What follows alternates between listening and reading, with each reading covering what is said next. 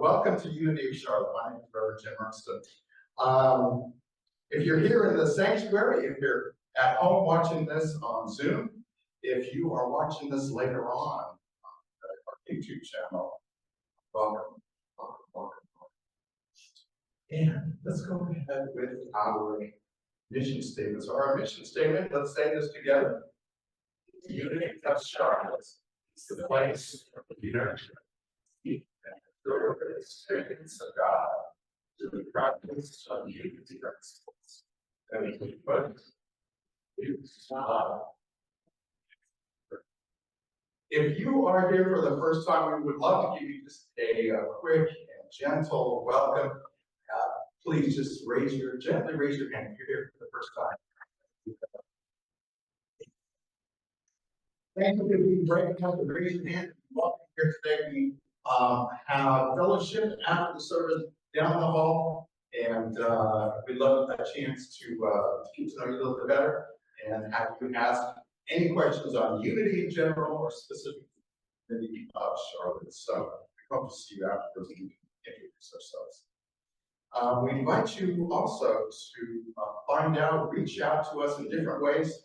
We have our website, which has a calendar, all of our events, a newsletter which has a listing of everything that's happening within the next week or so, our Facebook page, our YouTube channel, and maybe if you want details, it's going to be on the bulletin board, which is down the hallway. So multiple ways of finding out what's going on. And I do want to,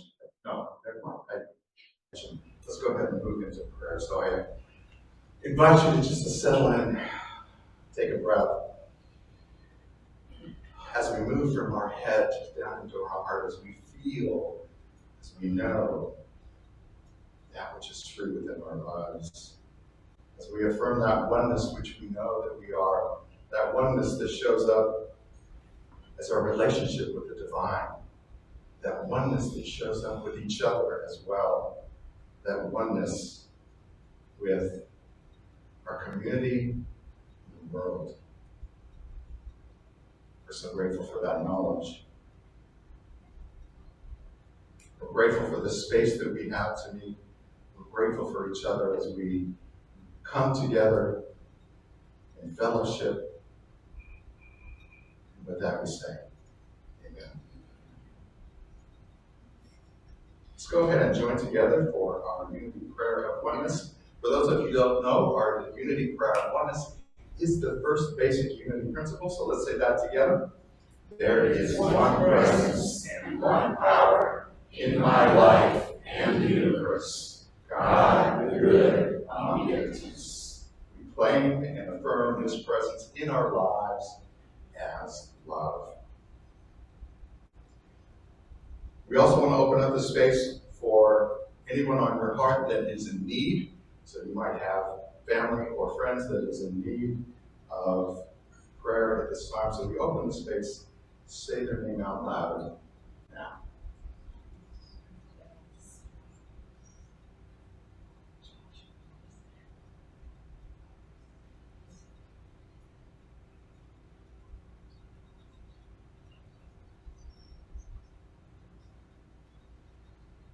We hold these names, we hold these situations in our heart, knowing the best is to come. We bless each and every one. Amen. Know also that we have a prayer team that works tirelessly to keep you in prayer. If you have filled out a prayer request in the hallway, if you go online and fill one out with us as well, we will hold you in prayer for approximately 2 weeks, and then we send those prayers to the village, and they hold them at Silent Unity for 30 days. So you are prayed over as well. You can also, outside of that prayer box, outside of that form that you can fill out, you can also call Silent Unity as well. 816-969-2000. If that is too fast, come see me and I'll give you that number later on. Okay. I would like to invite Kathy and Mickey to read this week's daily word. In Spanish today, buenos días. Buenos días. Todas las cosas obran para bien. Soy un ser bendecido. Cuando alguien me pregunta cómo me siento, puedo sonreír y simplemente responder, soy un ser bendecido. Aunque tenga responsabilidades y quizás dolores, mantengo la conciencia de ser una expresión de Dios. Que sé que esté donde esté y haga lo que haga, Dios nunca estará lejos de mí, lejos de que mi pensamiento. Blessed. All things work together for good in my life. I am blessed. Someone asks me how I'm feeling, and I smile and simply respond, I am blessed. I may have bills to pay, maybe a few aches and pains, but I remain aware that I am an expression of God.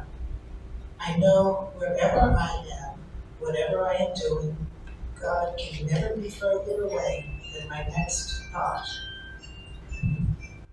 Aunque no siempre vea los desafíos como bendiciones, me siento bendecida a responder desde la amorosa presencia de Dios en mí, que me guía.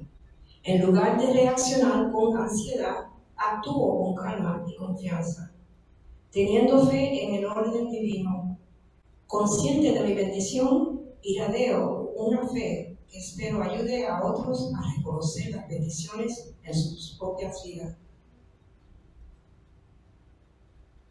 While I may not believe challenging events are blessings, I will likely feel blessed when I respond from an awareness of God's guiding, loving presence within me. Rather than reacting anxiously, I proceed calmly and with confidence, trusting divine order. Knowing that I am blessed, I radiate faith and I pray.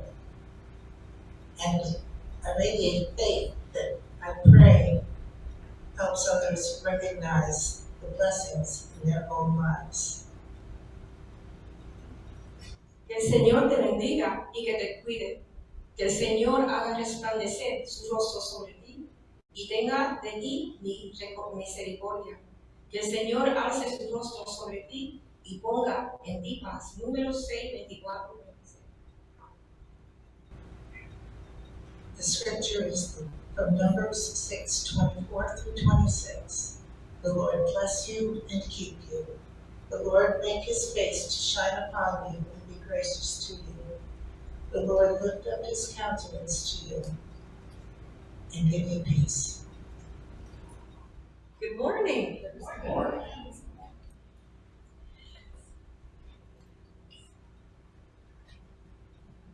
About a week or two ago, Reverend Jim and I made a call to our mentors. One of our mentors, Reverend Pat in Minnesota. He's a long-time Unity minister, runs a pretty large Unity church. And we called to touch base with him and talk about some things that were going on. And in the process of speaking to him, he shared with us his journey of what was happening, because Minneapolis is redoing their building. That building's been there a long time, I don't know, 50 years, I don't know, they had a celebration. And it was like kind of a gut it and redo the whole inside. So a very big project. They've been working on it, doing a capital campaign since before COVID. Then of course COVID changed everything. They modified plans when they came out, but they moved forward. In order to get there, they had to move to a whole new building, much as we're leasing space here, they're leasing space while the building's going through this process. And he was sharing with us some of the challenges that brings about going through such a big change. Which, you know, this Unity's, this is our second move in less than 2 years, which can bring up a lot of things, because we're kind of constantly in a little bit of an upheaval and a resettling and a restarting. But here's the thing he said to me that really struck. He goes, you have the strong faith at the beginning to get started because you really believe in this project and you're ready to go. Your faith is strong. And when it's done and accomplished, You feel that strength of that faith once again. But in the middle,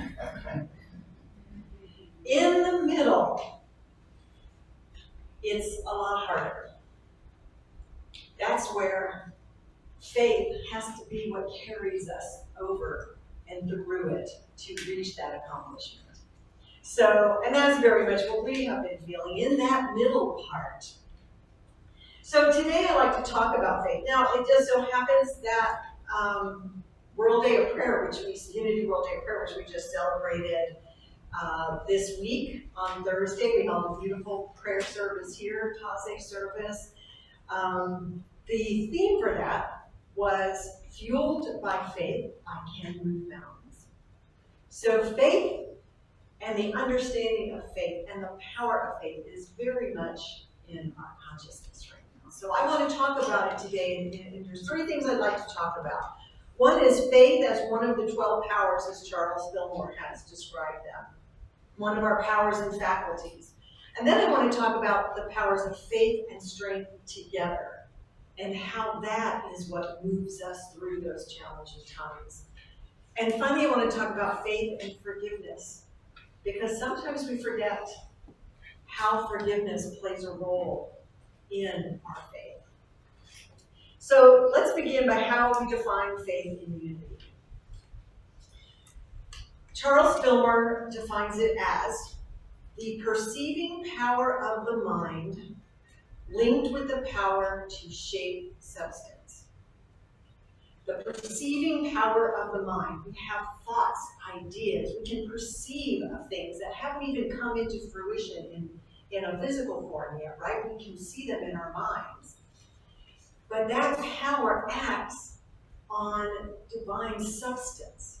And through the power of faith, actually brings that into a manifestation in our lives. So the power of mind acting and the power to shape substance. Now, what he goes on to say, it's a magnetic power that draws unto us our heart's desire from the invisible spiritual substance. Now, some of you might remember a talk I gave on spiritual substance, because I used Play-Doh. But if you weren't there, I'm going to give you just a really quick synopsis. When we look at a ball of Play-Doh, what do we see? A ball. Just a ball. That's real. Yeah. Round. Yeah. Pliable? Yes. Possibility. Thank you. That's it. That's where we're headed. All of these are true.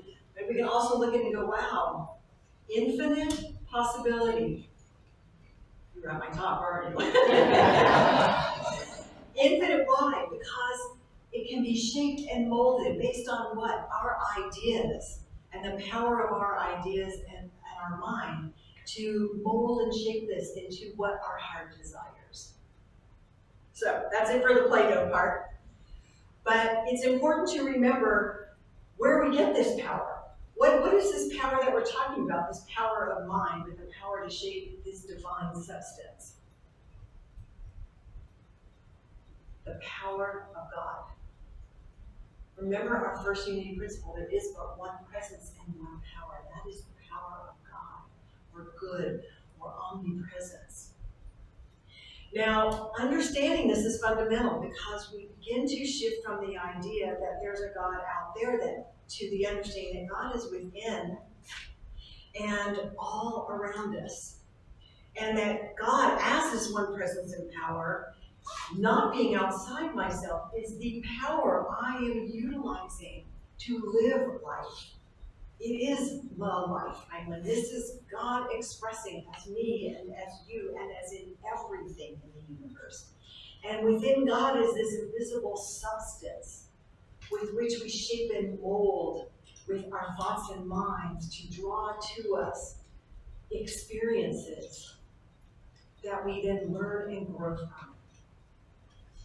And this is really the spiritual lesson that unity teaches over and over again.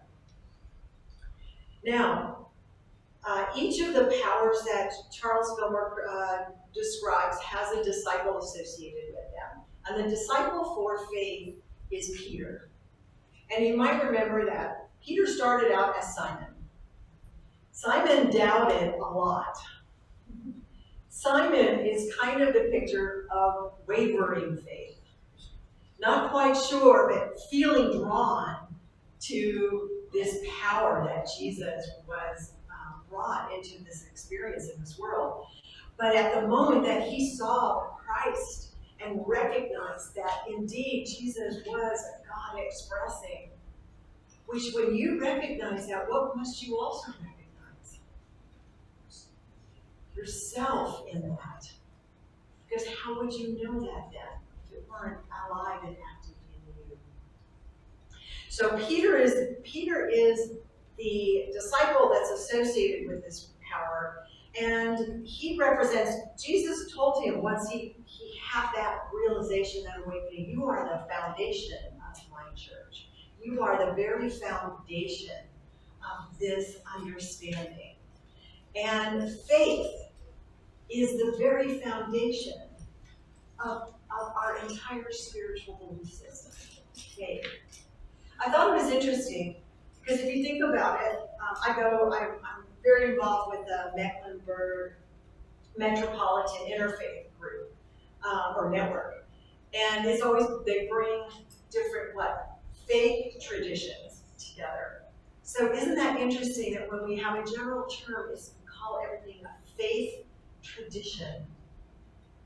Because that's how fundamental faith is to this spiritual understanding.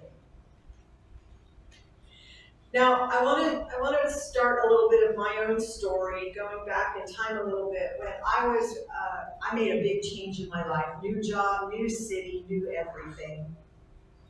And I was starting with a debt. I was in debt, and the income I was making in this new job wasn't really quite meeting, I wasn't able to cover all my expenses.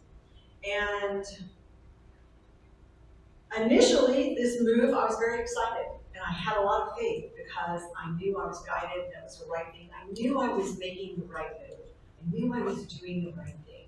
And then that was a lot of faith that, yes, here I am, this will work out.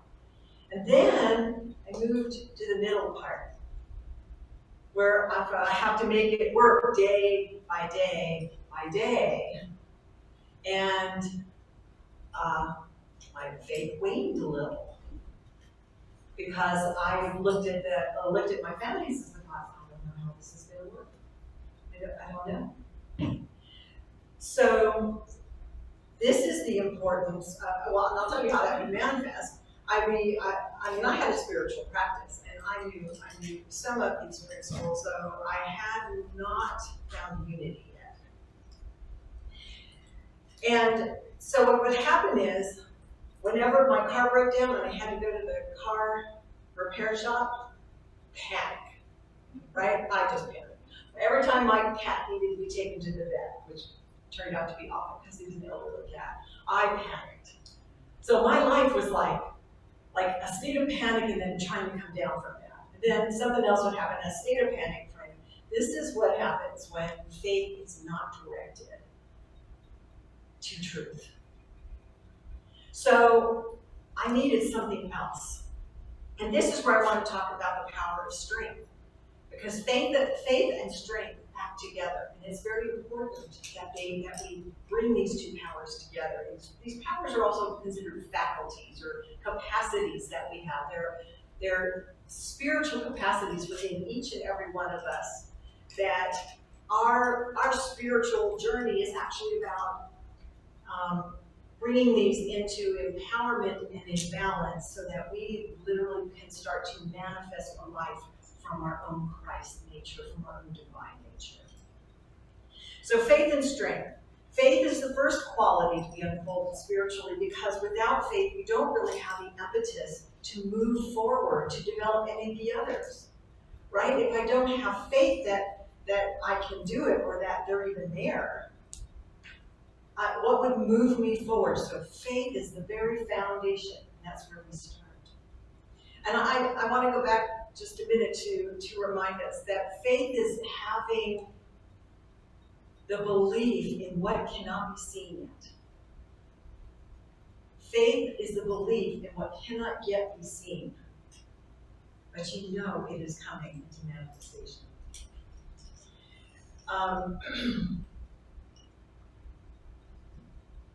Faith must be established along with strength, or it will wax and wane, which is exactly what I was experiencing. One moment I'd be in prayer, meditation, and I'd feel strong, and then my car would break down, right? And then I lost it. I just went into panic mode.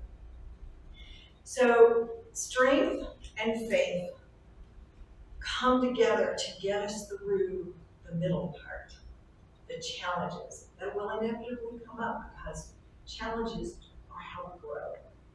And I say challenges, they don't have to be challenges that are dramatic or terrible. Challenges are just growth opportunities. There's something that moves us outside of our comfort zone, right? And that's how we expand and become bigger and aware of more of who we are. Now, Peter represents faith, Andrew represents strength. And Peter and Andrew were brothers. And they were called together to follow Jesus. So they came together as a unit almost, faith and strength. Strength is defined, Charles Fillmore, who is our co-founder of Unity, along with his wife Myrtle Fillmore, defines the power of strength as the energy of God. The energy of God. And where is the energy of God?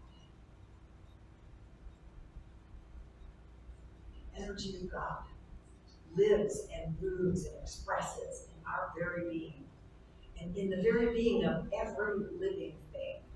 Every living thing.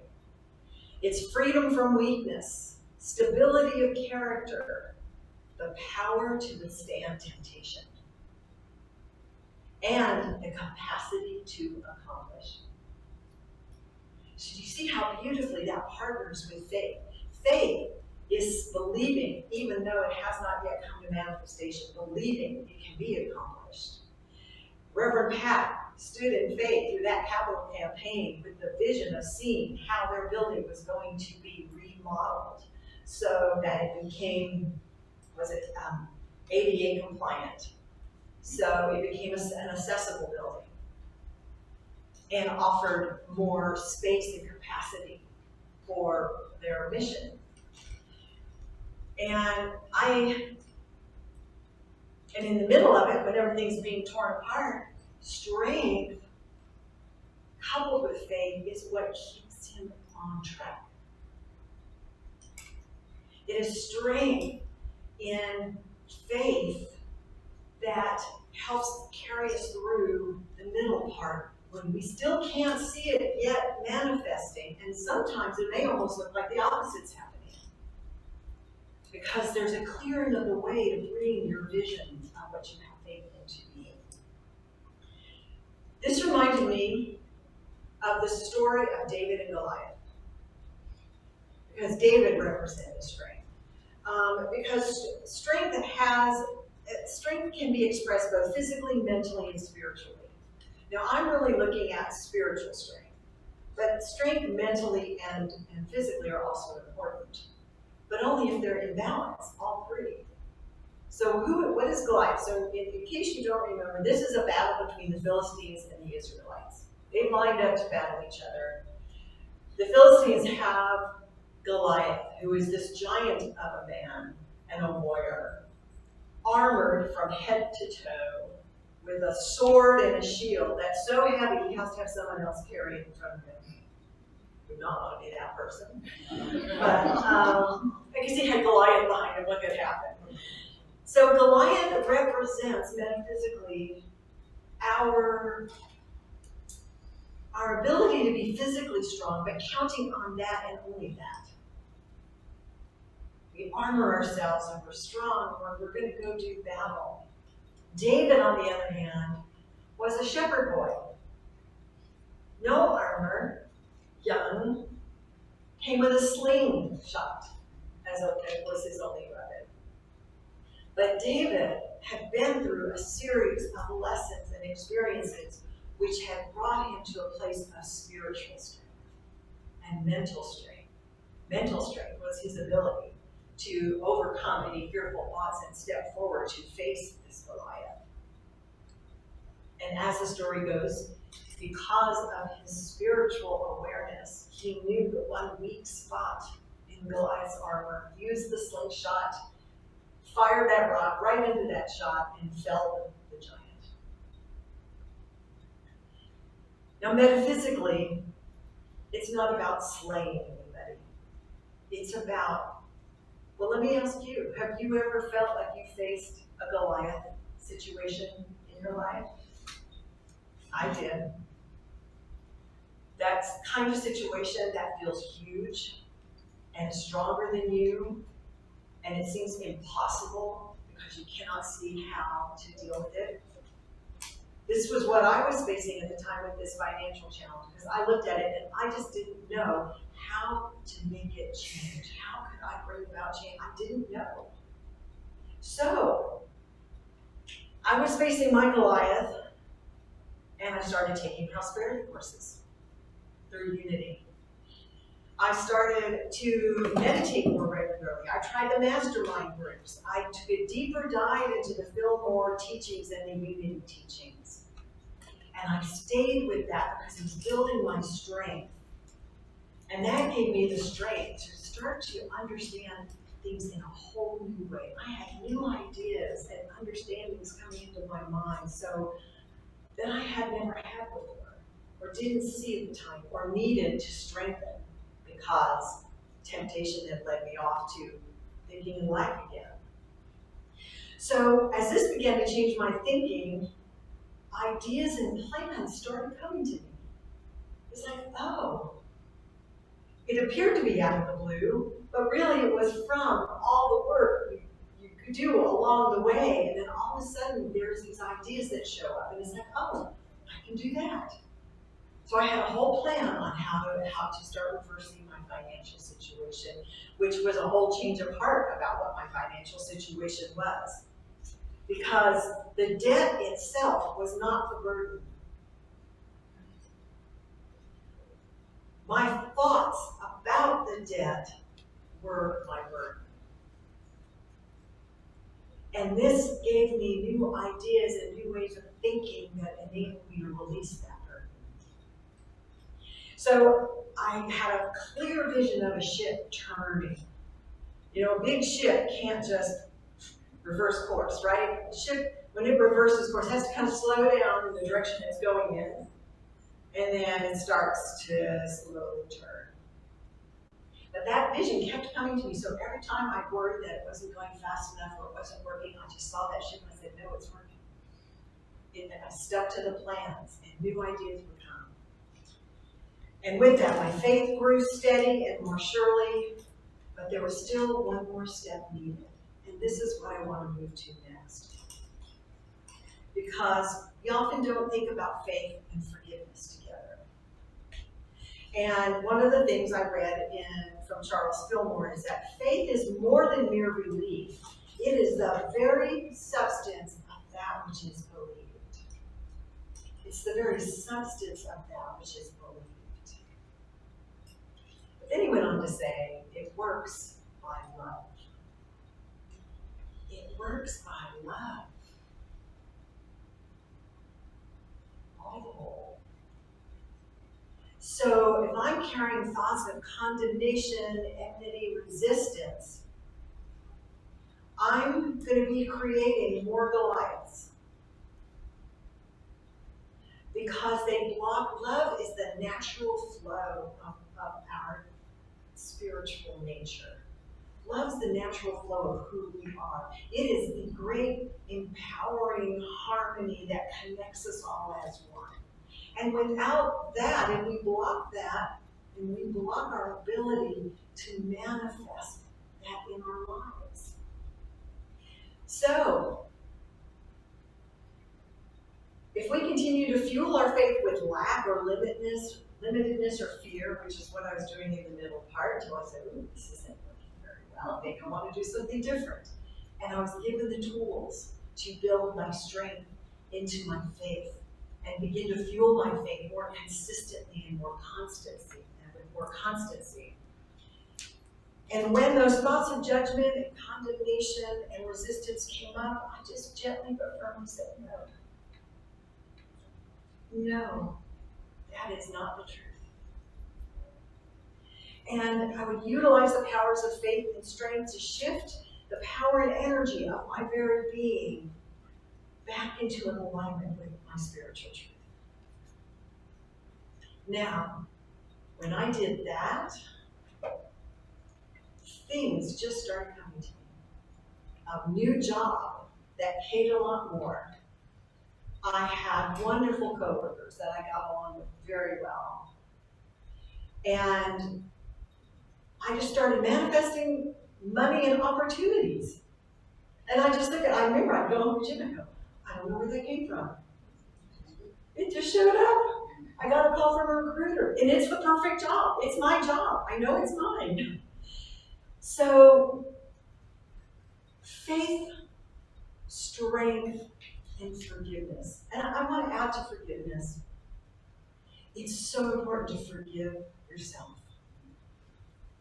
If your faith does wane a little, if you do forget and slip into panic mode, it happens on occasion. It doesn't happen as often, and I don't stay there very long, because I know better. I've been there. But I forgive myself. Why? Because that opens up the channel of love again. And now my strength and faith can do the work that they're meant to do. So it's not just about forgiving others. Forgive yourself.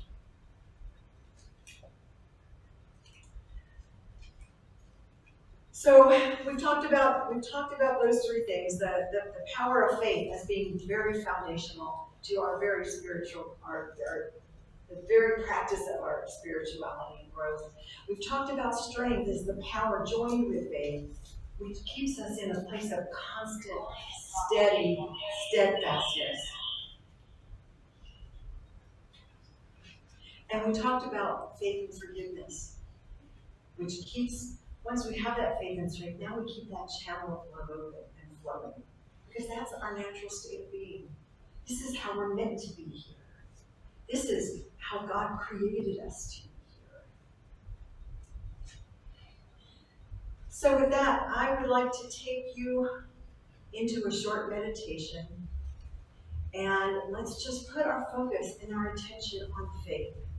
And perhaps there's a situation or a challenge you're facing today. Bring that into this moment. But first, let's settle back. If it's comfortable, put your feet on the floor, your hands resting comfortably on your lap. Our next song is by Michael Gott, called Nearer Than the Air.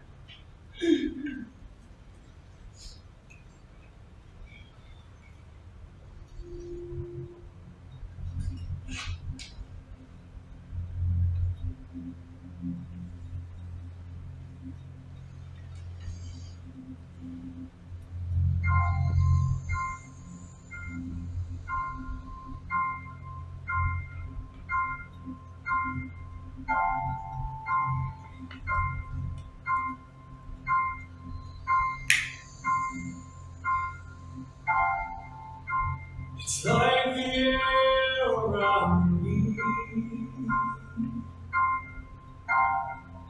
It's like the sunlight on my face. I feel the love of God surround me.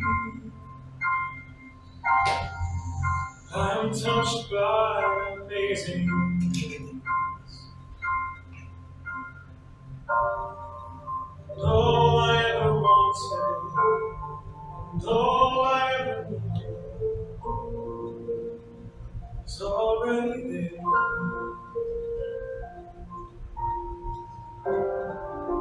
Closer than the sunlight, nearer than the air.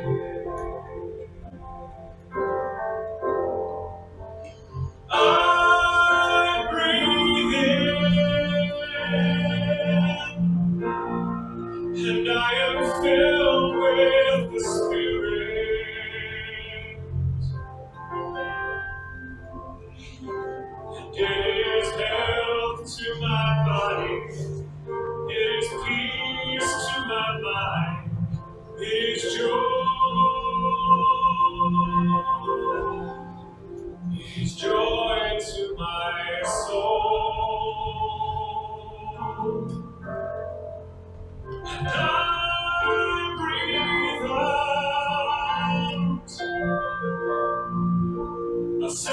prayer of thank you.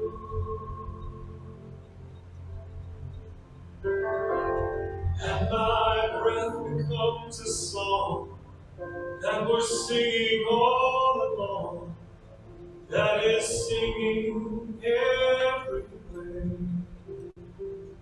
It is nearer than the air.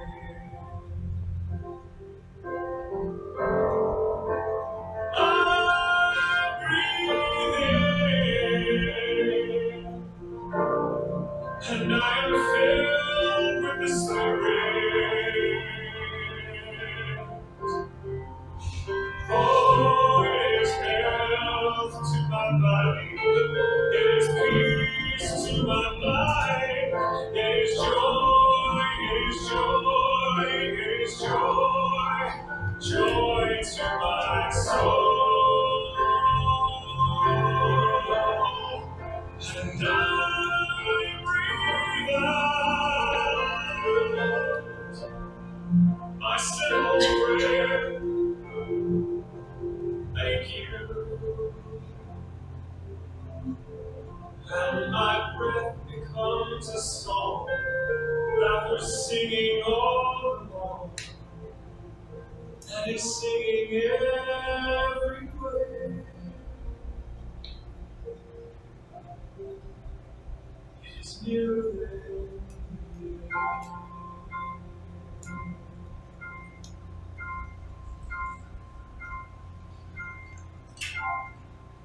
It's like the air around me.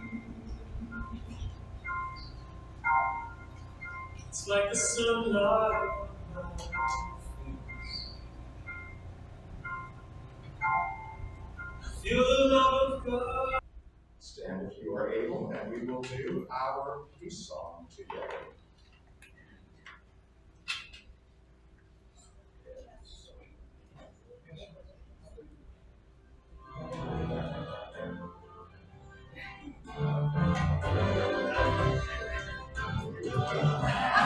There is peace on earth, and it has begun with me. Now there is peace on earth, the peace that was meant to be. With God as King, united all are we. Now we walk with each other in perfect harmony. Peace has begun with me, and this is the moment now. In every step I take, for this is my joyous vow. To take each moment and live each moment is eternally. Now there is peace on earth, and it has begun with me.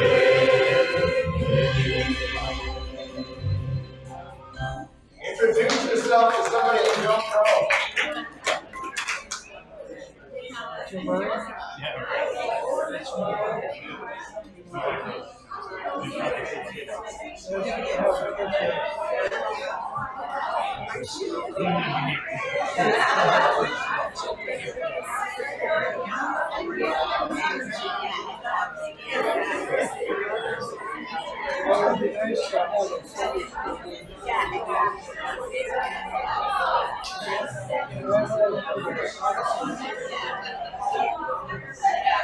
Sounds like you mentioned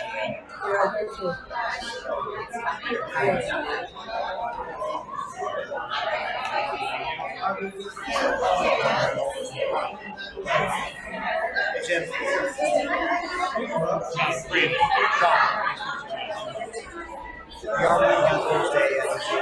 that.